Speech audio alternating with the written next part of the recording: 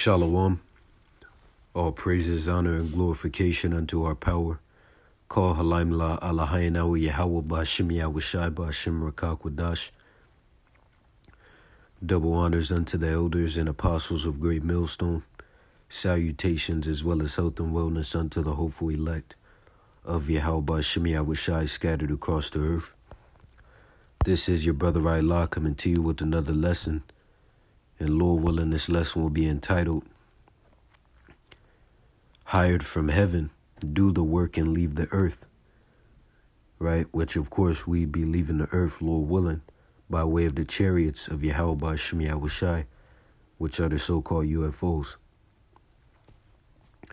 So once again, hired from heaven, do the work and leave the earth. Right, so, matter of fact, this is a read, by the way. Salaki, I forgot to put that in there. Right, so Lord willing, this lesson will be a land back off of the video that the Elder Kazakia Allah from the GMS Mississippi camp had put up, which is entitled As You See. So Lord willing, this will be a land back off of the Elder's video. And ultimately, Lord willing, the elect of Yahweh Bashim Yahushai be edified. So I have a good amount of scriptures to bring forth. And let's just get right into it. So let's see. First, let's get the book of 1 Corinthians.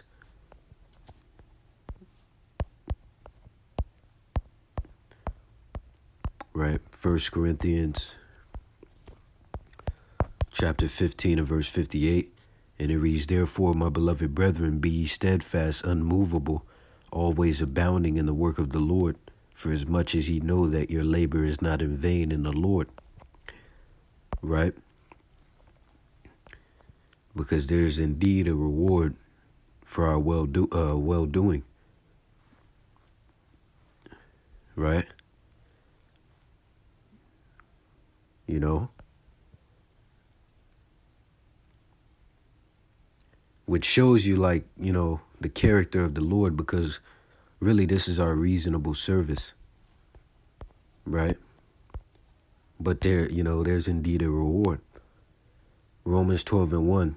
I beseech you, therefore, brethren, by the mercies of the Most High, that ye present your bodies a living sacrifice, wholly acceptable unto the Most High, which is your reasonable service. Right? And a form of presenting your body a living sacrifice is going out there on the highways and byways. You know? Right? Let's see, 2nd Esdras, the 14th chapter. Let's see, verse 13, and it reads, Now therefore set thine house in order and reprove thy people. See that? So that's a part of the work of the Lord as well, reproving our people, correcting our people, pushing forth the ways of the Lord, and pushing forth the doctrine, man. Comfort such of them as be in trouble and now renounce corruption. 14, let go from the mortal thoughts, cast away the burdens of man, put off now the weak nature, and set aside the thoughts that are most heavy unto thee, and haste thee to flee from these times. Right? So let's see, 2nd Esdras, the 15th chapter, in verse 1. And it reads, Behold, speak thou in the ears of my people the words of prophecy, which I will put in thy mouth, saith the Lord. See that? And that's what you have taking place today. Right? As the scriptures say, wisdom crieth without, she uttereth her voice in the streets. This is Proverbs 1 and 20, and it reads, Wisdom crieth without, she uttereth her voice in the streets. 21, she crieth in the chief place of concourse, in the openings of the gates. In the city she uttereth her word, saying, How long, ye simple ones, will ye love simplicity, and the scorners delight in their scorning, and fools hate knowledge. Right? And Salaki, if I'm moving a bit fast, that's kind of, that's just kind of my character, straight to the point, right?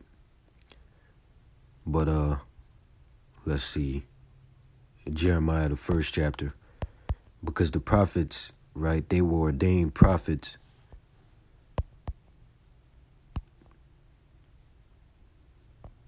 Well, let's read it. Jeremiah 1 and 5. Before I formed thee in the belly, I knew thee, and before thou camest forth out of the womb, I sanctified thee, and I ordained thee a prophet unto the nations. Then said I, Ah, Lord, power, behold, I cannot speak, for I am a child.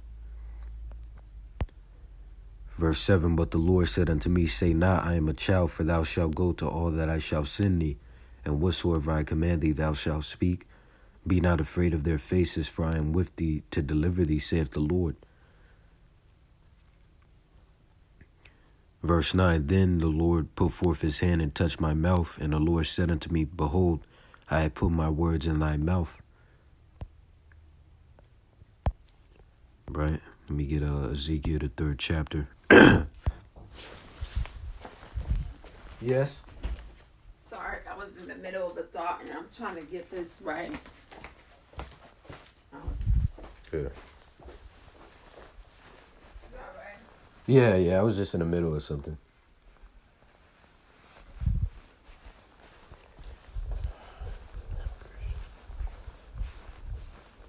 Salakia, bear with me. Garage door.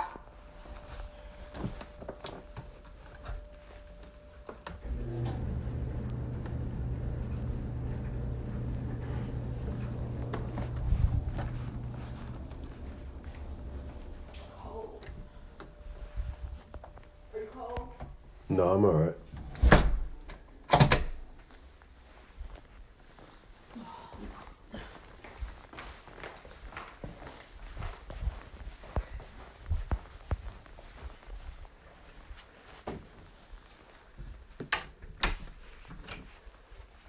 Salakia, man.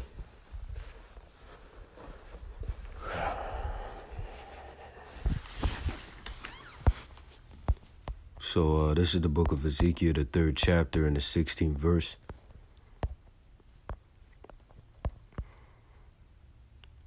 And it reads, And it came to pass at the end of 7 days that the word of the Lord came unto me, saying, Son of man, I have made thee a watchman unto the house of Israel.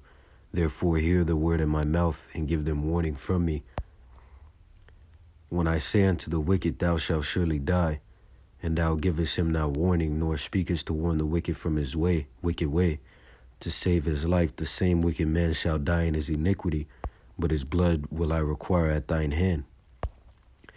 Yet if thou warn the wicked, and he turn not from his wickedness, nor from his wicked way, he shall die in his iniquity, but thou hast delivered thy soul.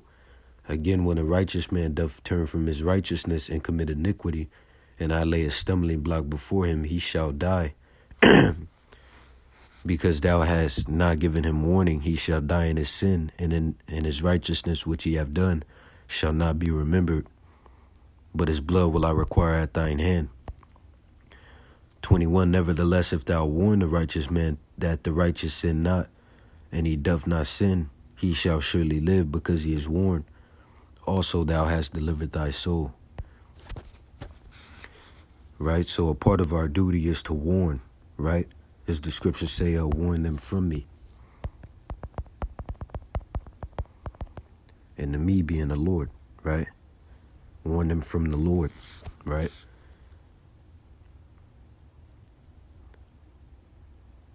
So like, I hope that, I'm saying when it says give them warning from me, that me right there is talking about the Lord, right? Give them warning from the Lord. Just, for clarity's sake, Let's see.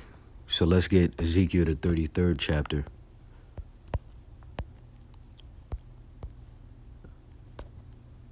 Let me read verse 1. Again, the word of the Lord came unto me, saying, Son of man, speak to the children of thy people, which are fellow Israelites, and say unto them, when I bring the sword upon the land, if the people of the land take a man of their coast and set him, Salaki, I got to pull this up in the blue letter because it's cut off right there.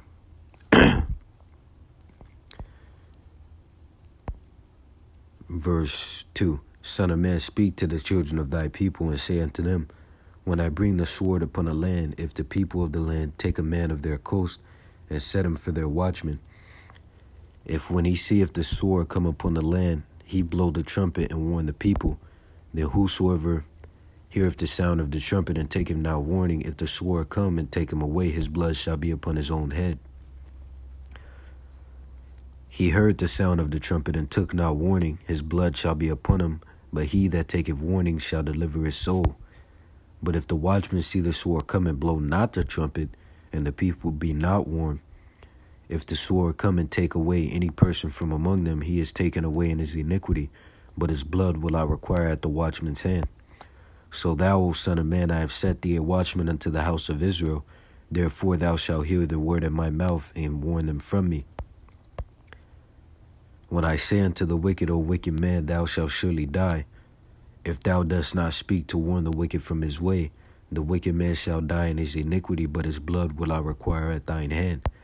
Nevertheless, if thou warn the wicked of his way to turn from it, if he do not turn from his way, he shall die in his iniquity, but thou hast delivered thy soul.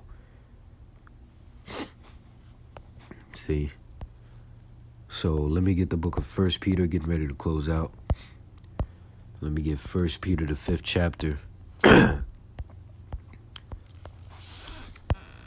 And I'll read verses 1 through 4.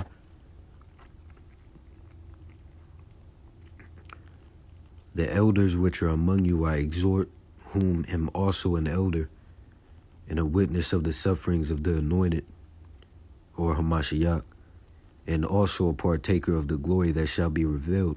Feed the flock of the Most High which is among you, taking the oversight thereof, not by constraint, but willingly, not for filthy lucre, but of a ready mind, neither as being lords over the Most High's heritage, but being ensamples to the flock. See, and that's what the elders and apostles of Great Millstone are. They're ensamples to the flock, man. Right?